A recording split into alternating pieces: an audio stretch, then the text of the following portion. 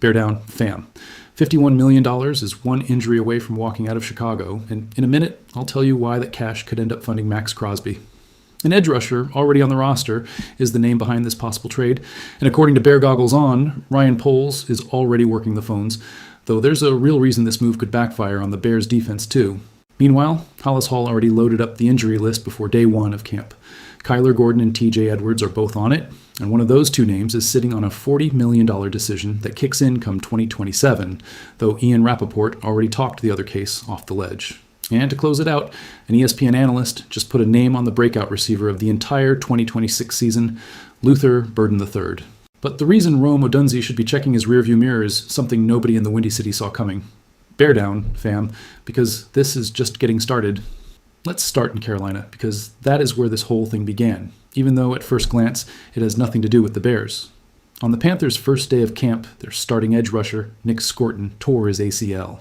He is expected to miss all of the 2026 season, and he is still seeking a second medical opinion before deciding when or whether to have surgery. For Carolina, that is a roster tragedy. For Chicago, according to reports from Bear Goggles On, that could be an opportunity. The idea is simple on paper. Ryan Poles calls the Panthers and offers them Dayo Odeyingbo in exchange for a day 3 pick.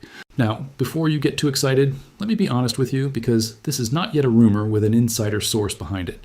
This started as one columnist's proposal while analyzing the market, not something Adam Schefter or Ian Rappaport confirmed. So I'm treating it with the respect a good piece of analysis deserves, but not as a done deal.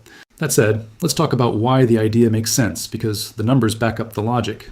Odeyingbo signed a $51 million extension last season, $51 million, and what he produced in return in 2025 was a single sack in 8 games before suffering a season-ending injury.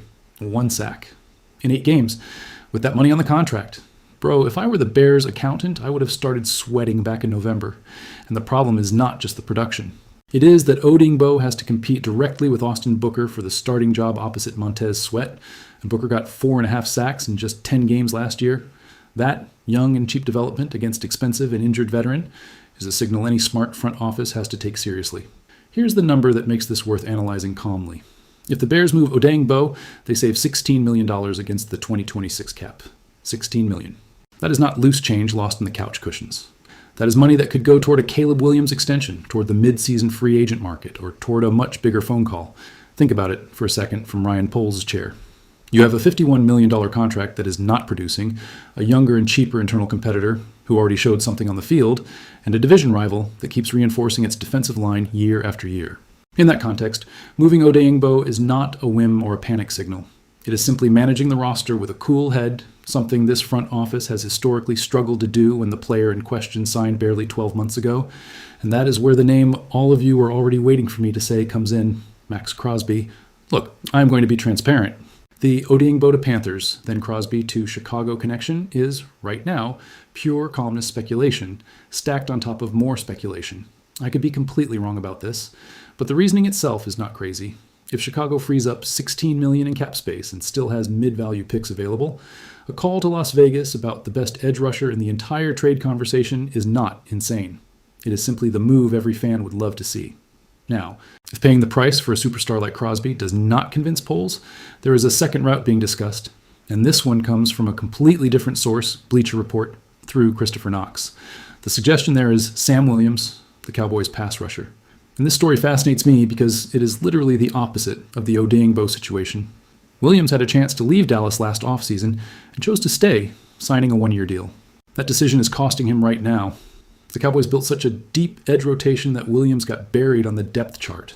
Dallas has Donovan Ezerwaku about to break out, traded for veteran Rashan Gary, and on top of that, spent a first-round pick on Malachi Lawrence and a third-rounder on Jyshawn Barham. 4 bodies competing for the job Williams thought he had locked up. Williams did not enter the league without talent. In his first 2 seasons, playing behind Micah Parsons and DeMarcus Lawrence, he racked up 8.5 combined sacks. The problem was a torn ACL and MCL in 2024 that cut his momentum right when he was about to become a full-time starter. He came back in 2025, had a quiet season, and now finds himself stuck behind a rotation that does not need him. For the Bears, this is exactly the opposite situation. According to ESPN metrics cited this week, Chicago finished 31st out of 32 teams in pass rush win rate, at just 29%, and 26th in run stop win rate, also at 29%.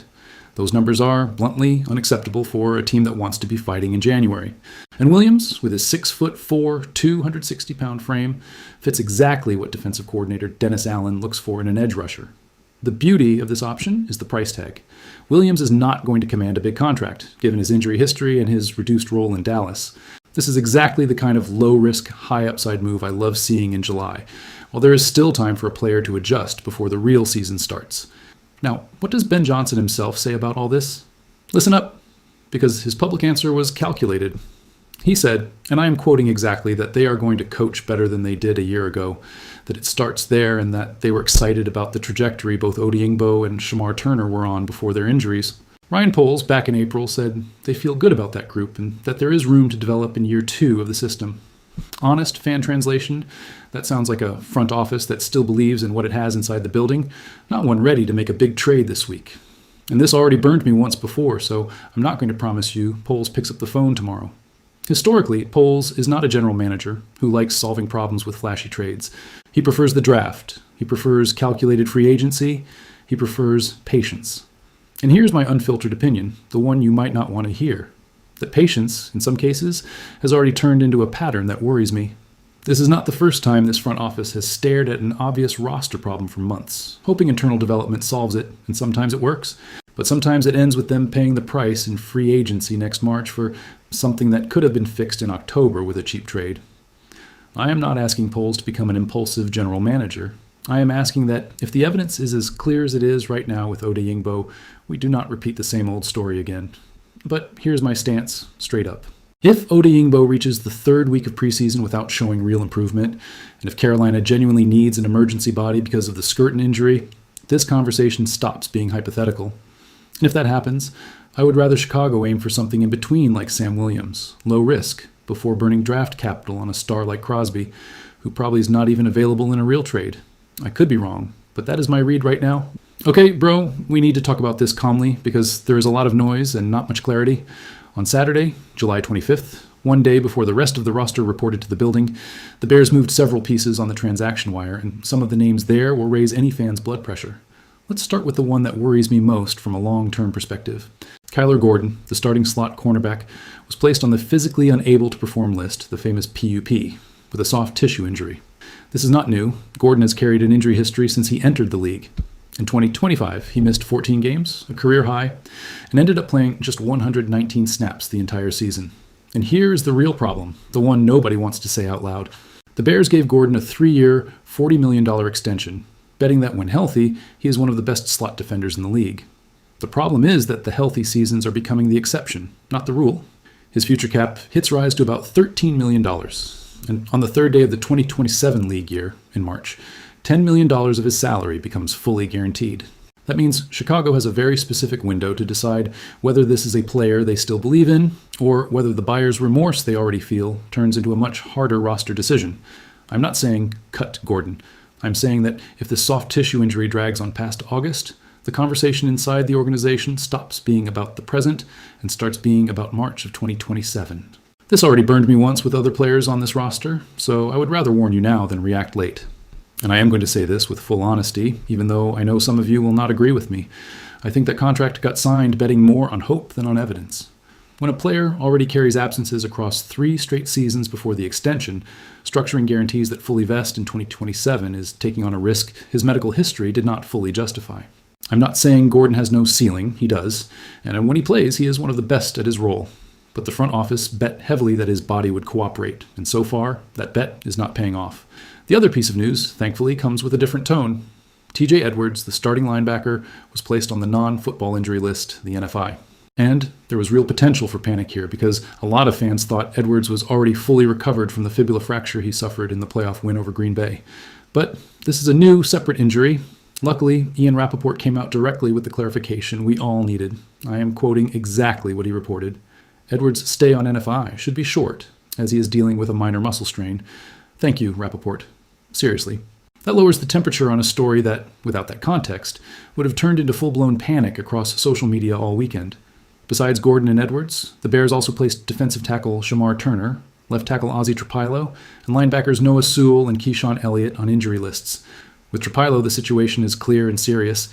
He ruptured his patellar tendon in the wildcard win over Green Bay on January 10th, so he's going to spend most of 2026 rehabbing. Turner and Sewell are both still working back from significant injuries from last season, though honestly, the original report has an inconsistency about exactly which player suffered which injury, so I would rather not hand you a detail that even the original source does not have straight. What I can tell you with confidence is this: 6 names on injury lists before camp officially opens on Tuesday, July 28th, is a number that gets attention, especially at offensive line and linebacker, positions that were already question marks on this roster. And watch how this connects directly to what we just talked about with Odeyingbo. If Chicago genuinely has a defense with this level of physical fragility walking into camp, the logic of freeing up $16 million in cap space by moving an unproductive contract gets even stronger. This is not just a talent allocation decision anymore. It is a risk management decision on a roster that is already showing cracks before the first day of pads. And to close things out, I needed this after 2 heavy stories. Fam, let's talk about Luther Burden III, because what is happening with this receiver genuinely has me excited about the 2026 offense. Context first, because it matters. The Bears enter this season with a younger receiver room than usual after moving DJ Moore to Buffalo in the offseason. That left Rome Odunze, Burden, and Xavier Thomas as the main trio, all 3 under 25 years old, none with a 1,000-yard season yet at the NFL level. The fact that Poles in the front office moved their most established veteran to bet fully on this youth is, by itself, a massive statement of confidence. Steve Smith Sr., the former All-Pro, said it with that energy only he has on his Agent 89 podcast. He does not believe there is a defense Ben Johnson would not feel comfortable attacking with this rebuilt receiver room. He said, word for word, that they could be one of the best young rooms in the entire league, and that they still do not even fully know what they are doing. And he added a line I love, that the receiver room is hitting every level of the field, working with one of the best offensive minds you could ask for. But the quote that really matters to me today comes from Andrew Hawkins on ESPN's NFL Live. And I want you to hear this carefully because it is a bold prediction, not a generic compliment. Hawkins said Burden is going to be the breakout receiver of the entire 2026 NFL season. Not the team, the whole league. And he backed it up with a stat that I think is brutal. On 60 targets last season, Burden caught 47 passes, almost leading the team, despite not becoming a central piece of the offense until midseason or later. Hawkins also pointed out that Burden produces after the catch, wins contested catches, and runs excellent routes, which is why he believes Burden turns into a true number 1 receiver. That last point, number 1 over Odunze, is the question I want to leave you chewing on. Rome Odunze, the 9th overall pick in the 2024 draft, finished 2025 with 44 catches, 661 yards, and 6 touchdowns across 12 games with an injury that cut short a hot start. He still has plenty of time to become elite, but the Bears clearly are not betting everything on one name, and I am going to give you my personal bet, even though I could be completely wrong. By week 10 of this season, Burden is this team's number 1 receiver in targets. Not because Odunze falls off, but because Burden's style, winning after the catch and forcing broken tackles, fits better with what Ben Johnson needs when the protection does not hold up and Caleb has to get the ball out fast. This is an opinion, not a fact, and if I am wrong, you're going to remind me in the comments, but I would rather say it now than stay quiet and pretend later that I never said anything. And here's the number that ties all of this back to Caleb Williams' full offensive reality. In 2025, Williams threw 28 touchdowns with only 7 interceptions, the lowest mark in the entire league. Elite level ball security numbers. But his completion percentage, 58.1%, finished 34th in the league. Ben Johnson already said the target out loud months ago. He wants to hit 70% if they truly want to be an elite offense. And that is exactly the tension Smith and his podcast partner James Palmer pointed out. Chicago had the 3rd most combined rushing yards in the entire league in 2025. The run game works. The question left standing is whether the passing game can show up with that same consistency week after week. Not just in explosive streaks. If Burden really takes the leap Hawkins is predicting, and if Odunze keeps growing alongside him, that consistency stops being a hope and becomes a game plan reality. All right, fam, that is everything I have for you today. And look, I know we started with something heavy, a speculative but real story about where Odeyingbo's money could end up, followed by an injury list that genuinely worries me in a couple of cases, and closed with a real reason to have faith in this offense. That is, Bears fan life. It is never just one thing. What I can tell you with confidence is this. This roster is at a point where every decision in July hits different. Every dollar freed up, every body that goes down in camp, every receiver who takes a leap, all of it is going to be felt in January. And I would rather be here breaking it down with you week after week than pretending everything is settled when it is not. Bear down, always. If this video gave you something, hit the like button, subscribe, And tell me down below, would you trade Odingbo right now if it were up to you? Or do you give him one more season to prove he was worth the $51 million? I am reading every single one. See you in the next one.